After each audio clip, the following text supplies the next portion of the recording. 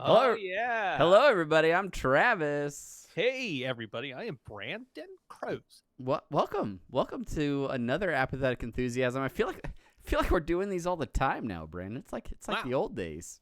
It is it like the old days? What were the old days that we were streaming all the time? Yeah, I guess we never really streamed it, but we made Apathetic Enthusiasm every week, and like it was the only podcast to our name. That's right. That's right. Well, we are getting back into we've been doing like two like a RAM and an AE all in the same week. And I rapidly realized, man, that puts a burden on my time. Yeah, Uh, so so let's split it back up. let's. You were like butter spread over too much bread. Yes, I like Vegemite. I was like a Vegemite sandwich. We're going to Bendigo. All right, everybody. Well, this is Apathetic Enthusiasm, the podcast where we talk about whatever we're into this week. If you want to share with us the things that you're into, you can follow us on social media. I am on Twitter at Jugglemino. Brandon is at Barnyard Cruise. You can find both of us at Apathusiast. You can follow us on Facebook, facebook.com/Apathetic Enthusiasm Show, or over on Instagram at apathetic_enthusiasm. The email is apatheticenthusiasmshow@gmail.com, and our website, apatheticenthusiasm.com, where you can find this podcast as well as Interdimensional RSS submitted for your approval, Twilight Zone podcast, and maybe an old blog post that we never really got around to deleting. Who knows? There's all kinds of things over there. Of course, the financial way to support us is over at patreon.com/rickandmortypod, where you can toss a shilling into the old digital tip jar there, governor. And for our UK listeners, I apologize. I apologize in advance. That's your standard D&D accent.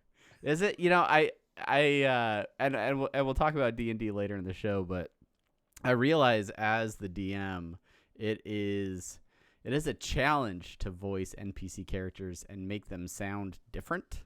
Yeah. There are certain times where I will just pick a voice for a character, and after about 2 lines of dialogue, I realize I'm not keeping this up. Let's just go back to my voice. Yeah. What I found was it's not necessarily coming up with different voices. It's remembering the voice I started with. Yes. Yeah. Where you're like you start off as like an old woman. You're like, "Hello, sir. Would you like to come in?" And then then you have a conversation with somebody else, and then the next voice is like, "Hello, sir." Pip, Pip. You said you wanted to come in. What are you doing there? Hey, what? hey, what are you doing? We're going to Bendigo. Yeah, so welcome to Apathetic Enthusiasm, where we do poor accents for the first 15 minutes of every episode. Something I didn't mention at the top of the show, we are also streaming this live on Twitch and YouTube.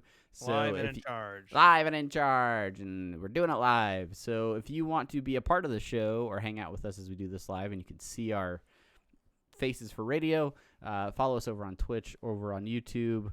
We'll throw links in the show notes. I'm making that obligation for Brandon in advance.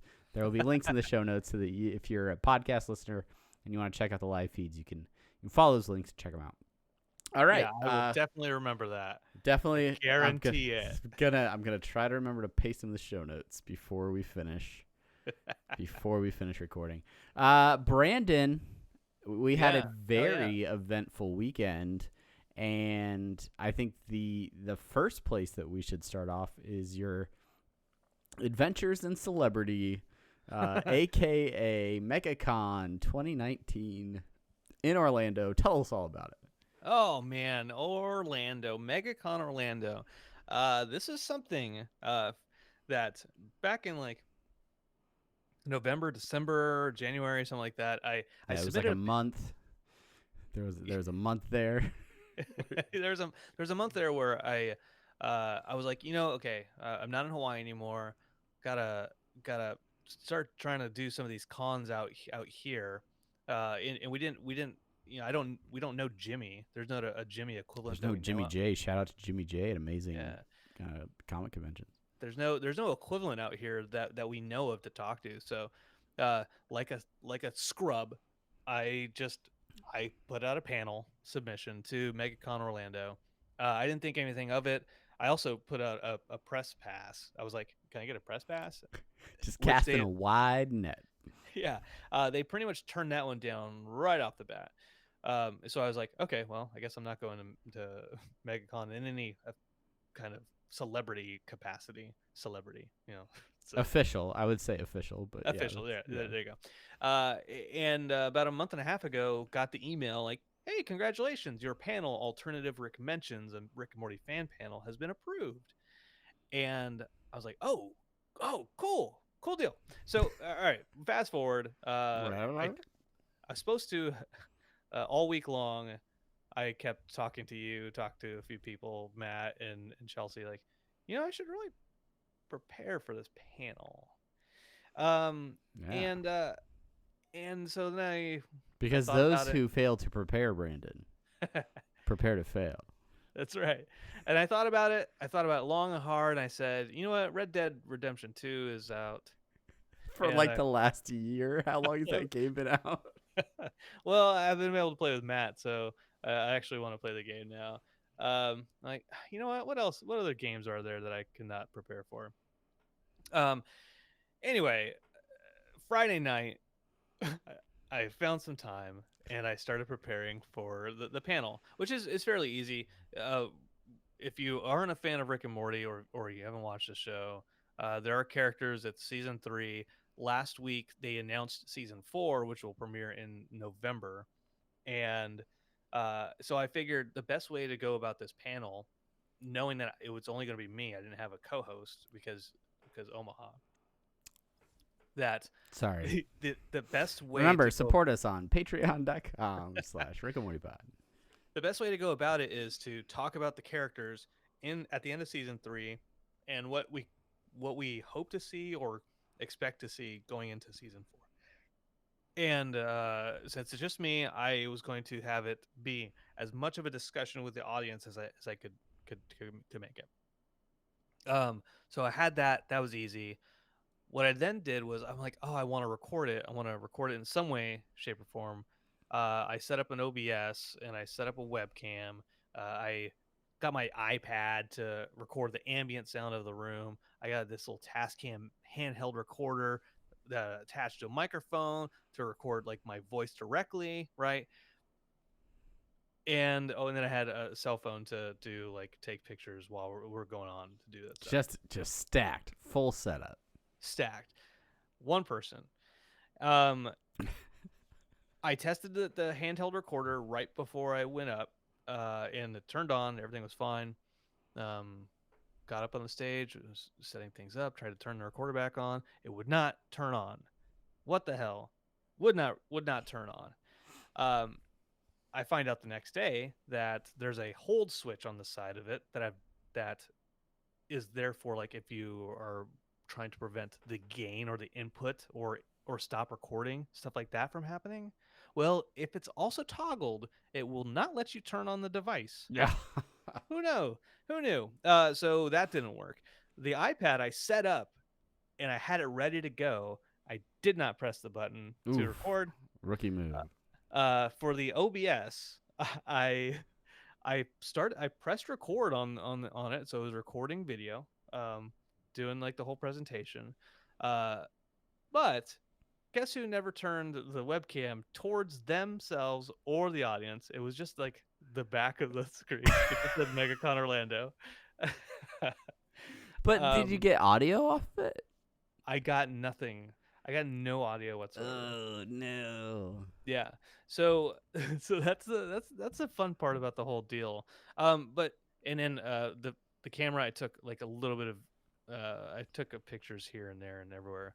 But what I really rapidly found out, I was okay with all that stuff because once the panel started, if I was preoccupied with any of that other stuff, I wouldn't have been paying attention to the people who were asking questions about or giving me their theories about Rick and Morty and so on and so forth. Right. And I needed to be able to be present with them and not be like, oh yeah, oh that's No, good. let Oh, come me on.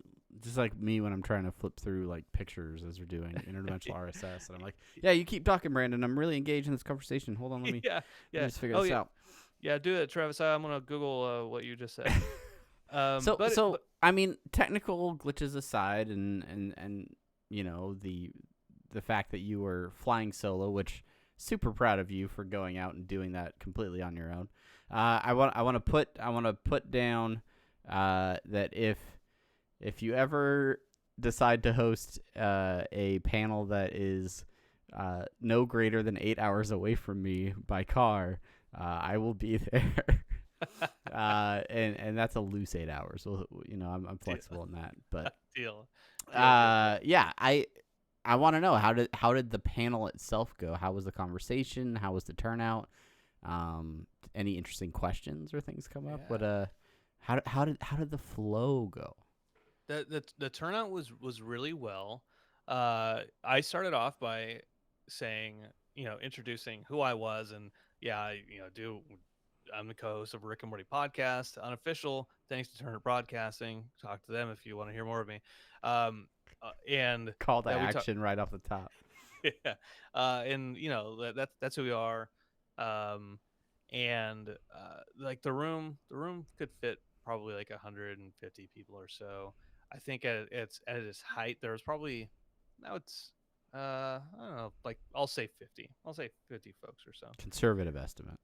Um, and it was just really well. I think when I first said like, yeah, I want to talk about the end of season 3, where we're going to season 4, the some folks were kind of hesitant. I was like, so let's start with Rick. Like, how do you think Rick is going to handle being at the bottom of the family again?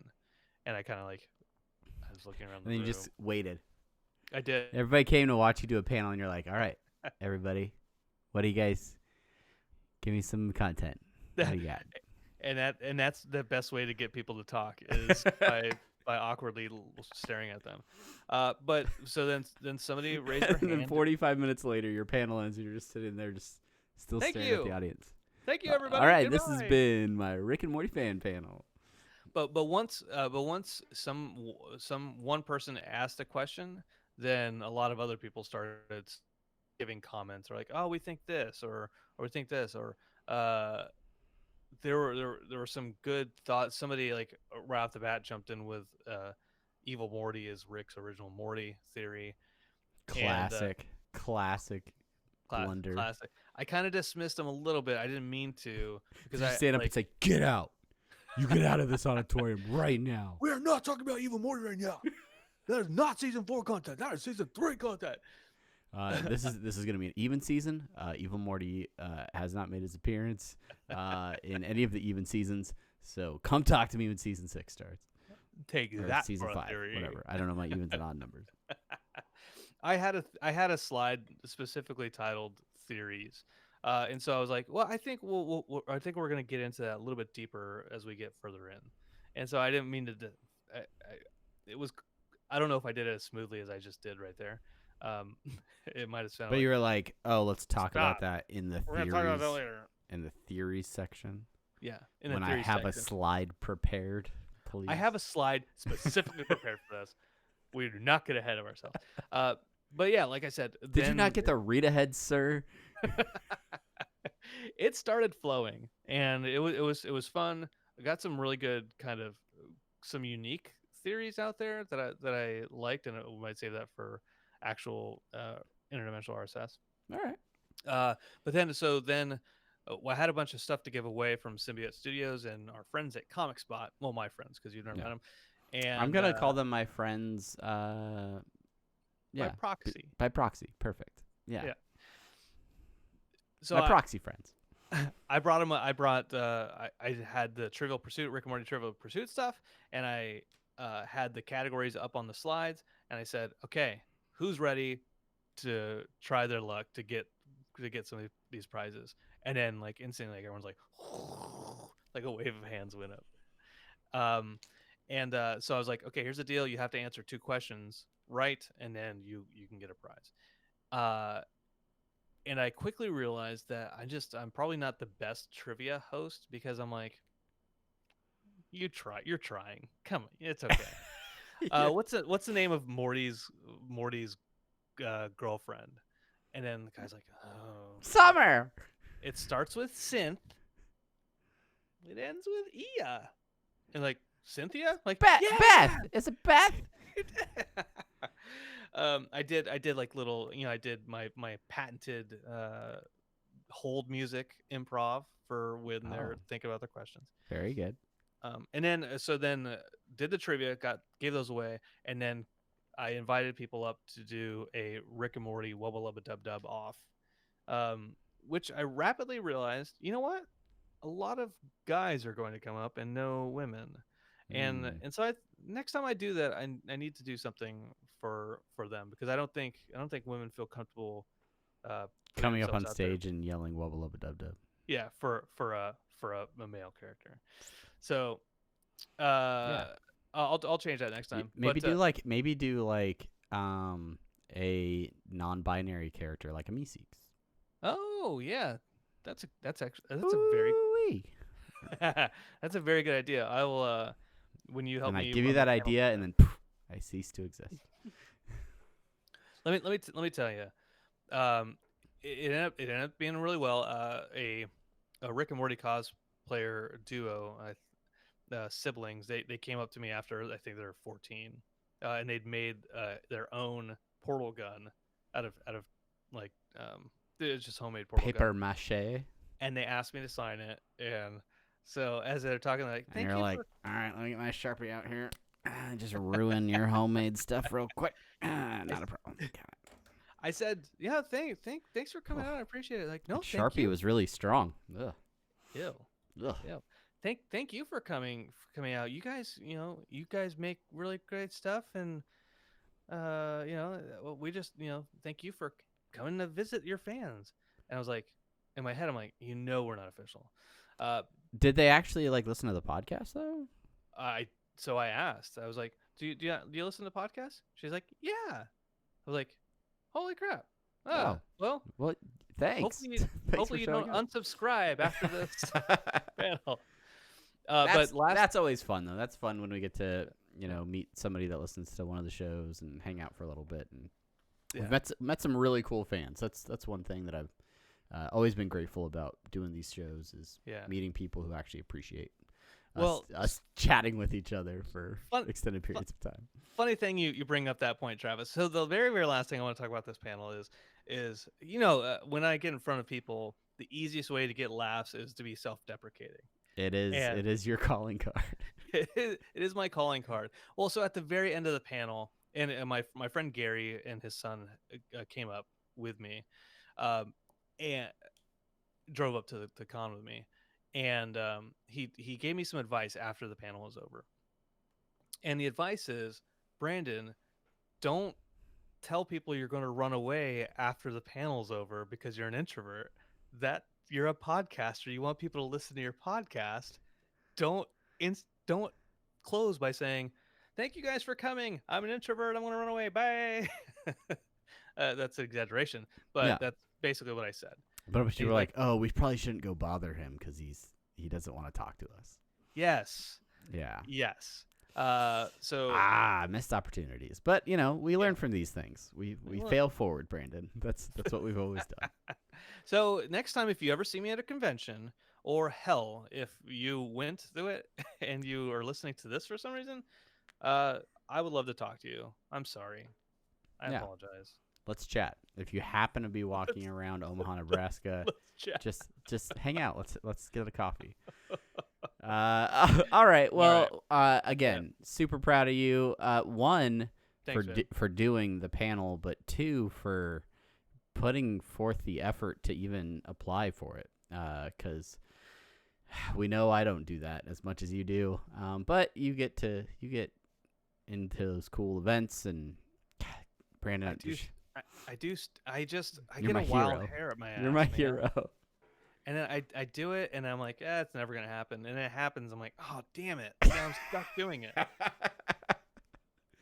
That's what you get. That's what you get for putting yourself out there, Brandon. All right, let's go and shift gears a little bit. This is we are recording this on May 20th, which means we are just over 24 hours past the final episode of Game of Thrones. That's right, the epic fantasy drama that has spent about a decade on the home box office network is has come to a close. So if you are, and this is your only spoiler warning for the episode, if you are not caught up on Game of Thrones, if you are binge watching the final season, good luck with that. But yeah, we're gonna talk complete spoilerific review. So that's it. That's your warning, Brandon. Gut reaction. First thoughts. You're watching the episode.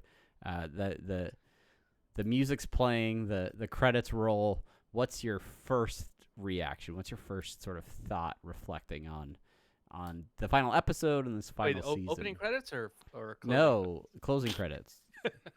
What are your thoughts? And you're like, man, they really stuck with this opening sequence the whole series, huh? They just really did it. Incredible. 8 seasons, same song over and over again. Peter Dinklage. Yeah, okay, instant gut reaction. Oh, yeah, well, that's over. Guess that's it. If I'm going with a one sentence, yeah, cool. Well, yeah, that's about right. I was like, yeah, that's good. I think not wowed. Not wowed. Not disappointed. Yes, definitely not. It was interesting because I think we started and ended the episode right at about the same time because you sent me a text saying I'm done, like right as the credits started rolling on my playthrough as well. So we could get right into initial comments before going to bed after staying up super late to make sure that we watched it. And let me tell you, it ruined most of my Monday. I was in such a shitty mood. That's what if anything, I'm glad Game of Thrones is over so that I can get back to a reasonable Monday routine after not staying up quite so late on Sundays. Yeah, but it was a good show. Game of Thrones. It's good. I'm frustrated. I think that says everything. It said for people who don't watch the show and don't care about spoilers and are listening to this and they're like, okay, well then do I actually want to watch it? I don't know if I want to watch it based on the reaction, because it's like, yeah, cool. Well, and that's my biggest beef right now. Is the reality is Game of Thrones is a tremendous show. It is phenomenal. There are amazing moments that happen in the show, and I am coming to terms with this issue where like the final season or the final episode of a series for me can't like negate the entire journey that is a series. Like, and I think we probably talked about this on our last episode when we did our like lead up into the finale, but yeah, I thought that the last episode was good. I mean, it wasn't like there was no wow, there was no crazy twist where I was like, oh, I can't believe that happened, because we've played through so many scenarios in our heads going forward. I was like, yeah, anything and everything has been on the table from the show's start, where main characters who you thought were going to be central to the storyline are beheaded in the first season, and it's like nobody's safe, nobody's guaranteed to survive, and they could really pull a fast one on us at any point in time. So I wasn't wowed by anything because I'd kind of gone through most of the scenarios, in my head. And so, yeah, let's go with let's talk about Daenerys a little bit and the fact that she got moited by Jon Snow, and yeah, and so she died. That happened. She died. That happened. John killed her. The dragon killed the Iron Throne. Drogon, and let's see. Arya went away on a ship Yep. Sansa's a Yep. queen. West of Westeros. That's the sequel I really want to see. Bran's a king. Arya Stark. What's West of Westeros? The miniseries Gendry, event Gendry's there. on Davos is there for home some box reason. office. Just There lots were of. water bottles. There were water bottles. Yeah, I saw that. Watergate. Um, If anything, this is the season of leaving beverages on set that are out of period. yeah. So as far as quality, so Matt is in there. He's in the chat and he's Yeah, talking about not welcome to watching. chat, Matt. He's not. He's talking about not watching Game of Thrones, and then says J.K. wasn't going to anyways. Compared to even I will say that even this season, if you were to look at this season as a standalone season, sure you'd miss some stuff leading up to it, but it's a still as a standalone, it's a decent season, right? Uh, Compared to a lot of other stuff that may be on TV, right? If I'm looking at and I will get crap for this, like The Flash or Arrow or the CW shows that are, Just blanket CW shows. yeah, they're people talk about Game of Thrones has terrible writing this year, but I'm like, have you watched you talk to me excitedly about the CW shows? You clearly you don't know what good writing is sometimes. And I'm not saying that these two wrote this season 8 well. I'm not saying that. I'm just saying compared to stuff that's out there, it's still not a terrible season.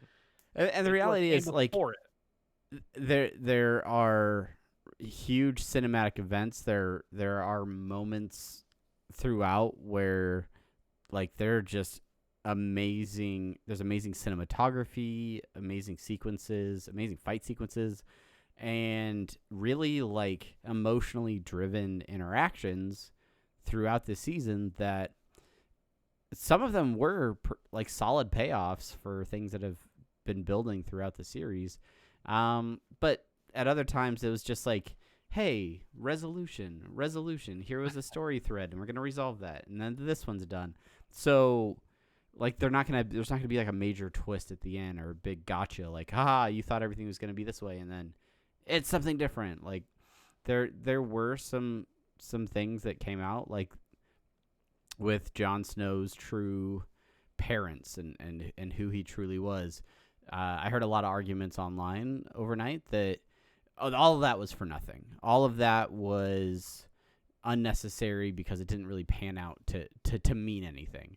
And I would argue that that is not true at all. I think that if Jon Snow was not a Targaryen and he had not found out his true place, then he would still be crushing on Dany, and he never would have stood up to her. He never would have drawn away from her or had any sort of internal conflict in that, physical relationship. Yeah. So and then maybe when she maybe because that is still going on, she doesn't freak out and burn down all of King's Landing because she feels like she at least has someone in her life that loves her besides a dragon. Yeah. I mean, I think if you really want to, like, peel those things apart, like, you can say that they had an impact in how everything played out. I Oh, and here he goes. Slow internet, guys. Give him time. He'll be back. Okay, he's back. I'm back. I read an article on AV Club, and it was about the finale, and the whole thing was that yes, the season was rushed. No, I don't think anybody can disagree that it was rushed, but it is where all those characters needed to be, and thematically, this guy he focused on thematic aspects of the show. He's like, it's about the Starks. They are showing agency finally instead of kids growing up being forced into situations that their parents and their elders have put them in. Now they're free to make their own choices. So that's why Arya is going off on her own, and Sansa is standing up against her brother and saying, "No, I'm Queen of the North." Um, and and John coming in, and yes, he's a Targaryen, sure. He's the rightful heir to the throne, sure, but that's never what he wanted to be. And now he's actually where he does want to be. He's with his people, the wildlings, past the wall. Yeah. Um, Chasing those and giant ladies. so it's not about who you are, uh, who people tell you are. It's about who you think you are, and the person that you've become with your history. And that's the thematic thing that the show. I think that everyone, the critique about Bran, right? Like, uh, oh, why does Tyrion pick him for all his interesting stories? And then they show like all the other characters. They forget that the whole point of Bran becoming the three-eyed raven is that he knows all the history of men, which is why the Night King wanted to kill him. Uh, you learn from history to make better choices in the future. And George R. Martin took like Red Wedding and all these historical kind of references in his writing to say, "Hey, this is history. Let's not repeat it." That's the whole point of having Bran be the fucking king. Yeah. Yeah. No, I mean, it makes sense. It's not. It's maybe not as satisfying to some as some that we were like, hey, like hopefully Danny marches across, the narrow sea and kills everybody in the Seven Kingdoms and becomes the queen of the slaves or whatever, like, and breaks the wheel. Like, yeah, like that's a way it could have ended, but I don't know if I would have been any more satisfied with that if she would have just like marched to the throne and then sat on it and been like, cool, I'm queen now. Got it. Like, I don't, so, and I think that is just the other part about finales. Like there can be finales that really feel like a good like conclusion and sort of wrap up a story. I feel like the Breaking Bad is a great example where I feel like they gave us closure in that, and it just, I don't know, I felt like that was a really solid series. But then we go back to Lost, and Lost is one of those shows that was epic because experiencing the show week to week was a lot of fun, but then when it ends, you're just kind of like, all right, well, we don't get to watch Lost anymore. It's over. And I think for a lot of people, like, yeah, we expected a lot out of the last season of Game of Thrones because this is it. This is all we got, and now it's over until HBO comes out with prequels And spin-offs or all kinds of things. So, which very well might happen, depending on how those download numbers and HBO Now accounts continue. How many people have canceled their accounts? I had no less than 3 people come up to me today, unsolicited, and say that episode was trash. Like, Wow. and I'm like, I don't want to talk about this with you today. That's so, like, I had one person that had genuine conversations with me about Thrones, and maybe that's just because several people are out of the office, but there were not a lot of people that openly discussed it, and yeah, we kind of felt the same way. Like, it was decent. It was as we pretty much expected, but neither one of us were like, nah, this is garbage. I don't like it. So I don't know. But for those of you that decided to hold on to your HBO Now or HBO Go subscription, oh yeah, I would like to recommend another show that might be a transition point for you into the other great offerings from HBO, and that is a docudrama miniseries. If I can throw enough buzzwords into that preface, and that's the show Chernobyl, which is currently airing its 3rd of 4 episodes right now as we record this. So if you're watching live on stream, you could quit watching us and go watch the 3rd episode of Chernobyl. It's on 3 episodes already? 3 episodes in, and I think Oh there's my only 4 gosh. total. So you better start catching up, Brandon. You better Oh my get your I act together. I might be disappointed by the finale. I don't know. I can't say, but I do know that I'll get another finale next week. So, but for those of you that have no idea what Chernobyl is or what that is in reference to, it is basically the story of the real life 1986 nuclear accident where a nuclear power plant in Soviet Ukraine, I believe, exploded, and it was a huge catastrophe, and Exploded. it exploded, and this is a very interesting miniseries about the events of that explosion, and also just sort of the management or mismanagement of a catastrophe of this nature, and how the local government, how the people in the power plant, and just everybody in charge, how they reacted to that situation. It's really fascinating to watch. I mean, this is one of those events that feels like it happened a long time ago, but then I realize I was alive, and like Wait, yeah. When did it happen? 1986. Oh man, yeah. Yeah, I almost had my I was first a kid. Nintendo. Yeah. But yeah, so it stars Jared Harris, Stellan Skarsgård, and Emily Watson. It's all of it is in English except for some actual real recordings from the event, and so they don't try to do like fake Russian accents or anything like that, but definitely the way that the way that it's shot, the sets that they use are very true to the environment that was back there in Soviet Russia or Soviet Ukraine. And it's just really interesting to see sort of the way messages were communicated and how the attempts to look like you were doing the right thing versus standing up for truth kind of caused this catastrophe to possibly be worse for some folks than it could have been. But yeah, it's great. Craig Mazin, I think, is the guy that wrote it, and I recognize his name. it's either Craig Mazin or Peter Sagal.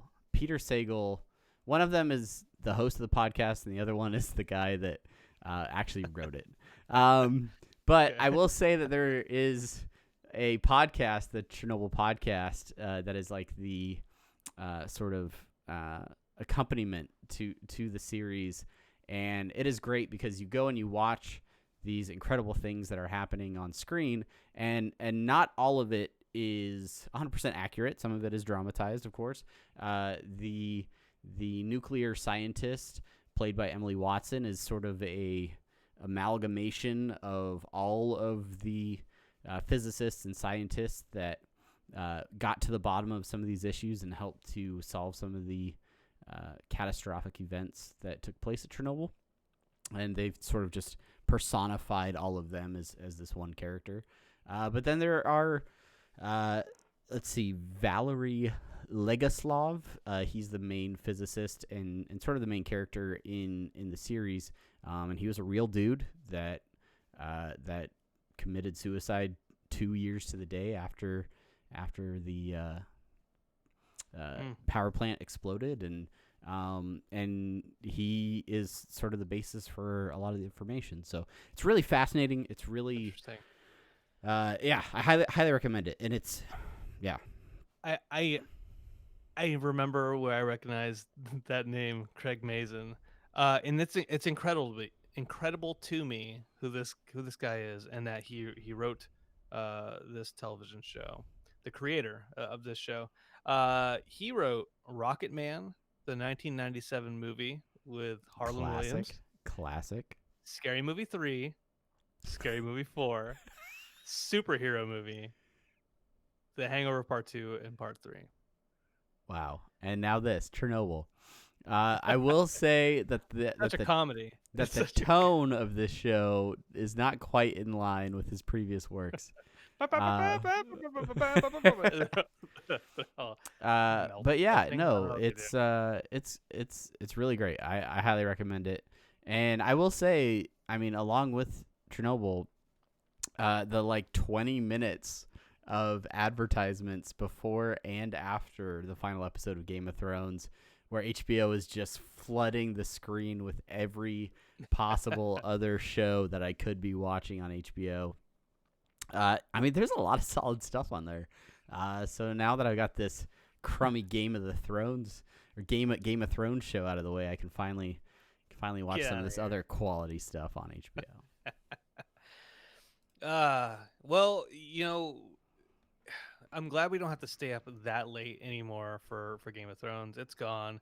Uh, Chernobyl, you might have to do It's that. on Mondays, and I don't have to. Oh, I don't have to watch it live. well, that's right.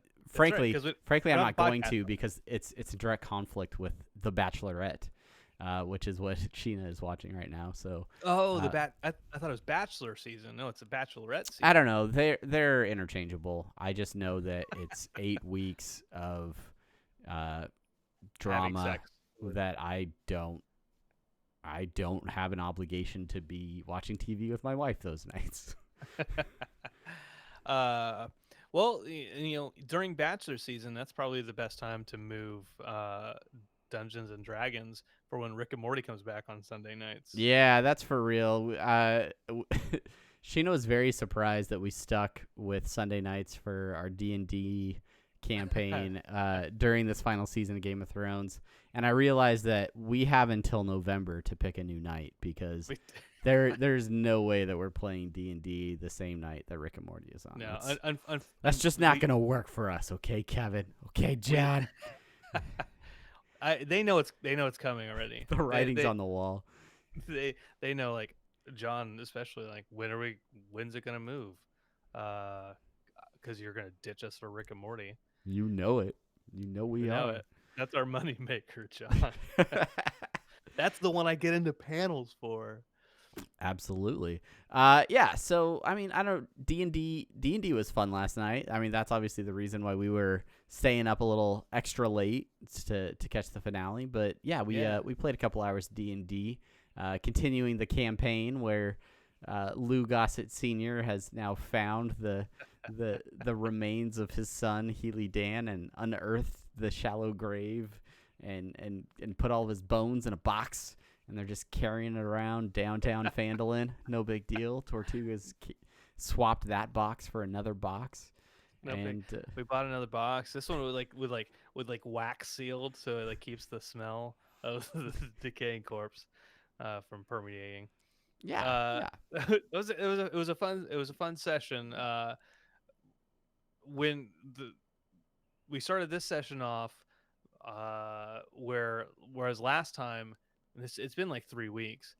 Kevin, his character Tempest, his air genasi, got annoyed that we were digging up my dead son's body, and he went to the inn to drink. Um, and and so we went to the inn to just kind of like rest up and start the next night. Thankfully, Kevin had to take a real world call, so I got to like try to start breaking into his room. And then I accused him of being a John's rapist. character Tortuga decided to drink from a horse trough out on the streets of the city. It was real high entertainment for sure. Hard hitting stuff. And so you did something last night that I appreciate, and what it was last session we did, you introduced this kind of like side plot, and it was us overhearing a woman talking about cultists have stolen my dad. Can anybody help? And John Yeah, and I that was a couple seasons ago or a couple sessions ago. okay, oh yeah. Yeah. And John and I immediately are like, we're not helping you with that. We're trying to get Healy's body. Get out of here. I had nothing to do with her. um but so last session, you still managed to find a way to incorporate that stuff, but by forcing us into it, by just And he's gone again. I can't wait to hear what he thinks about how I forced them into a situation in D&D. Oh, and yeah, he's back. distracting us first, us hearing a crash, and then me going back upstairs and finding that the box containing the corpse of my son is no longer there. And like, Yeah. yeah, you tricky dick, you. So, yeah, like a little behind the scenes, behind the DM screen, if you will. Yeah, I have had a challenge for the last few months because you and John have been incredibly fixated on finding your son, your character's son, who is known to all of the players as being dead. Like it was your previous character in our other sessions. So there is definitely like no way that you're going to like be reunited with your previous character. And then once you guys finally found him, you were like, we're going to dig him up. We're going to take him with us. And so I'm like, all right, how you guys have been so I was able to use the discovery of him or you guys searching for him as a story hook, as a way to kind of guide you guys through a story. But and there were some stops along the way. But I have to like manipulate your motivations to keep you guys moving. And so it's been fun it's been a creative challenge to find ways to get you guys to carry on, because I don't know what comes after the legend of Healy's body. And but yeah, so Well, when I created the distraction, I thought, all right, this could play out a few different ways. Maybe you guys actually get into a fight with some people out on the street. Maybe you don't. Maybe and Kevin's character comes out and immediately levitates an unsuspecting bandit or whoever, this guy who's getting beat up in the street. And yeah, and so then there's the crash. You guys hear the crash back inside the inn, and John's reaction is he looks inside. He looks inside the inn. He looks around, and I tell him to roll like an investigation check or something. And I say, you see nothing like that visibly looks broken, and you also don't see the young lady who had come in screaming about the fight. And he goes, okay. And then goes back outside, and I'm like, all right, and so then it's not until a little while later that you're like, all right, I better go inside and go check on things. And then you discover that the box containing Healy's remains is gone. And so now you guys are back on the hunt for who stole Healy's body. I want to back up. I want to rewind a little bit, because I feel like our John and I's our decision to dig up Healy's body is looked at as just like such an absurd thing to do. As by Kevin primarily. Mostly by Kevin. Yeah. Uh, I embraced it. I let you guys do it. well, so we went to see what the town head or whatever, and we did like whatever little seance-y thing, and then we saw Healy show up, and then like the evil spirit was talking, saying that it had control of him, right? And uh maybe as a DM you're like, okay, maybe that will satisfy them. But in my head I'm like, well, no, and there's an evil spirit attached to him. There's something. Yeah. Now I gotta save him. Well, save his soul. And as a in respect to your previous character, we had talked when you were playing as Healy Dan that Healy was wrestling with two voices. He had the voice of his deity as well as some other voice that seemed in conflict. And so I wanted to include that and sort of personify that in that moment, so that there was a respect and reflection. And for me, I appreciate that, because I like, good, he actually paid attention to that character. But two, Lou Gossett Sr., Healy's father, he didn't know this. He did not. So now he's like, what's logical to do? I guess we gotta get his Gotta bones. gotta dig up them bones. uh, Because but clearly Healy's spirit is still attached to his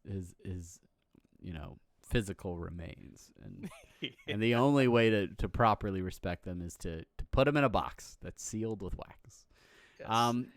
But yeah, so you guys got distracted. You guys fought with a guy in the street who ended up killing himself with a vial of poison.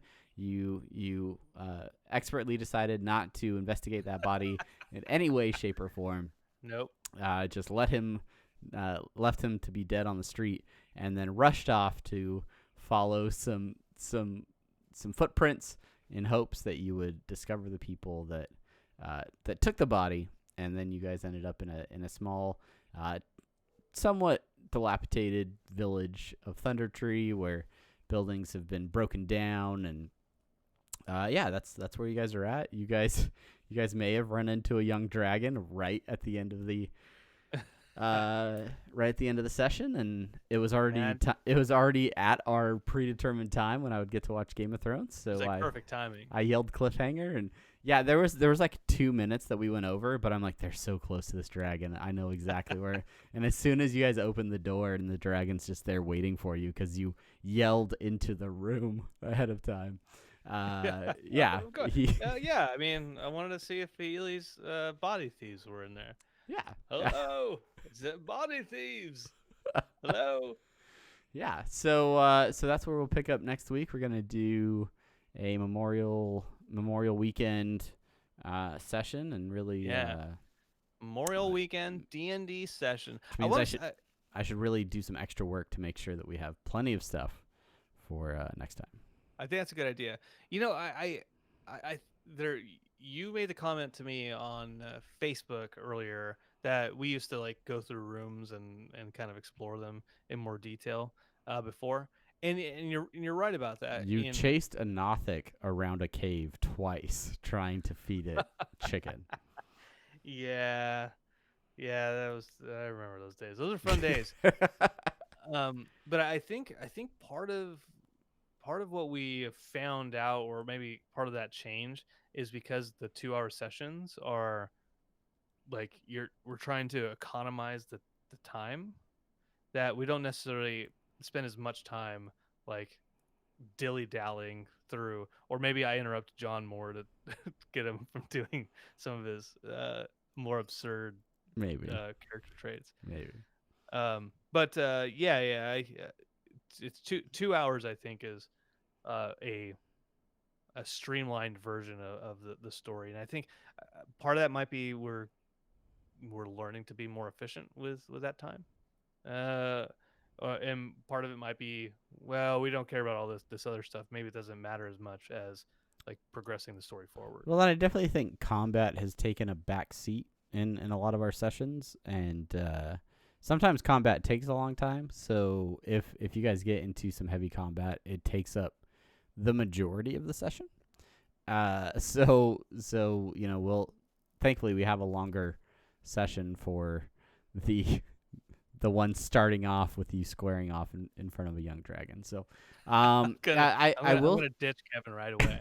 I will say I have, you guys had a request of me saying that you guys like maps. We use Roll20 to play online, and that you guys really like having maps. And so I was trying to figure out a way to make some custom maps that were easy to make, that didn't take a ton of time, because the first map I made for you, I drew everything by hand and was like drawing every little piece, and then like it took like a week to draw, and then you guys didn't even explore half of it, and I was like, all right, I'm not doing that again. Yeah. So I picked up an application that John, I think, actually used when he ran his one shots, and that's Dungeon Painter Studio. I bought it through Steam, and if anybody is an aspiring DM, or you maybe have been a DM for a long time but don't like making your own maps, This is a terrific tool. It's got a lot of textures preloaded, and it's really easy to build some floors and some walls really quick, and build a few structures, and throw the basic elements of a map together really fast. I recreated a map from one of my books for you guys, and made probably like 8 buildings or so with various terrain, all in the scope of about 10 minutes. Had it exported and loaded into Roll20 very quickly. So yeah, I highly recommend it. I am going to use that quite a bit over the next week to make sure that we have plenty of stuff for the next extended session. Plenty of maps. Yeah, that's really cool that it's that easy and that quick to make a map. I think that's really that's really good for you. And like we had talked about, we don't need like the super detailed images where there's pots and pans, and like there's this cabinet over in the northwest There's food corner. and the chairs aren't just at the table, but they're all slanted slightly differently to show that they've really been used, and some have been pushed in and some have not. We don't necessarily need that. We just need to know where our token is in relation to. But I need it, Brandon. I need it. Well, that's when you have your DM layer, and yeah. It looks photorealistic on mine, and then yours is just like stick figures. It looks like my Photoshop, my Microsoft Paint. All the monsters are just squirm. Like I did draw a squirm on that one portal gun. I told you that. Of course you did. Of course you did. But D&D is still fun. A few other D&D related comments. I mentioned to Sheena something about how we'll probably have to move D&D to another night once Rick and Morty starts, and she's like, "Wow, you're still gonna be playing it, huh?" I was like, "Yeah, it's not like a." She's like, "When you said you're gonna play, I figured that it was like a board game that you were gonna play like one time. I didn't realize you were going to do it like every week." And I was like, "Oh, yeah. Well, we do. That's what we do now." So I guess she knows that. Other notes, there was a subtle hint in my family that the perfect Father's Day gift would be a family campaign, or at least a family one-shot. That is my passive-aggressive way of trying to get my wife to try D&D. And my oldest daughter is really interested in it. And Wizards of the Coast announced recently an Essentials kit that is coming out, I believe, in June. But this is a streamlined rule set so that if you have somebody that is interested in D&D but isn't interested in reading books like this, or 3 of these, and really just want to get the basics of how to create a character simply and start playing in a campaign, they can get, I think it's like a 64-page rule book that just really is just the basics. It also includes a set of dice. I think it has a DM screen in there, and it has a modified rule mechanic that allows you to play with just 2 people, 1 DM and 1 player, and then you sort of play as additional NPCs to fill out a party.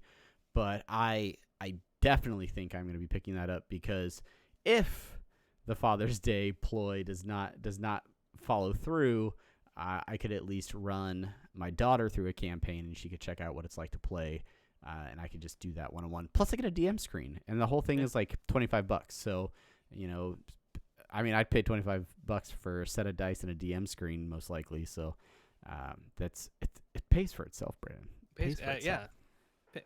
Comes back in gold bullion. Yeah, sure. No, that's cool. My kid is not old enough yet for D&D. Not yet. Can't read. Can't read. He's 7, so therefore he can't read. Let's be realistic. Your son is smarter than I think all 3 of my kids combined. He's playing trumpets. He's a cultured Cruz. He's just so proud of him. So proud of him, Brandon. I appreciate that, but let's not turn this into Travis, come on, don't do this. Come on. Your kids are smart as the Dickens. They're No, just like they are Sheen. smart as Charles Dickens. It was the best of times. It was the worst of times. My kids are great. I love my kids, and they are gonna play amazing D&D characters as soon as I teach them how. Yes. Yeah. My kid will continue to get skateboard injuries. Oh, he's so edgy. He's so cool, man. I'm doing like I got the fisheye lens. I'm doing little skate videos of Yeah, them now. playing some like cool alternative music and releasing them on VHS. Yeah, no, I got the new Pennywise album. It's got Brohim on it. It's gonna be great. I'm gonna put like a black and white effect over it, and then it like does this digital transition. It's gonna be There really, there was a game in the arcades back in the day. I forget what it was called, but it was Tony Hawk you were Pro on- Skater. No. You were on a skateboard, like you'd stand on the skateboard, and the soundtrack was Pennywise, and you'd be going down the hill, and you just like leaning and doing tricks and stuff like that. Ah, such a fun game. What happened to arcades? Now it's just all ticket stuff. I've been to Dave and Buster's twice in the last like 3 months. So It's all tickets. yeah, there's a lot of tickets. There's a lot of tickets, but not enough tickets for my son. He's really into like the Marvel Champions fighting game, because it gives you a trading card every time you finish a game. So they're actually right here. You get these trading cards. Whoa. Check out Howard the Duck. Howard the Duck in a mech suit. Hollow. Yeah. Hello. But it's cool because they have barcodes on the back. So as you get these cards, then you can pick your team in the game by scanning the cards, and that's how you choose your characters. So it's collectible and it's interactive. Wonder Bar. Only at $1 a play. Oh gosh. Well, I probably wouldn't do that, but I will say that we appreciate you folks listening here. That was a bad transition into ending the show. By the way, I'm an introvert. Don't come up to me and talk to me. Don't talk to us. Don't rate our show. Don't review us. Don't like us on YouTube. Definitely don't follow us on Twitch. We want to give a big shout out to Matt for hanging out and spamming the comments on Twitch tonight with all sorts of emojis. He found out how to make faces, and that's reaching a new level on Twitch. So congratulations to him. If we responded to every single one of Matt's comments, this would be Apathetic Enthusiasm : Matt comment podcast. Which I think is really what he's looking for in the show. So. But maybe we can do a special edition another night and just release it for Matt. But yeah, thank you so much for everybody that's listening. I love doing the show. So if you enjoy it, if you like listening to it, thank you so much. And yeah, make sure to tell a friend, share it with someone who else might like it. I don't know. Brandon's like, don't tell anybody about this podcast. Don't do it. Don't do it. Too much pressure. All right, that's it for this week. Next week we will have another interdimensional RSS. And until then, I am Travis. And I am Brandon. We will see you next time. Bye. Yeah, we will. Goodbye.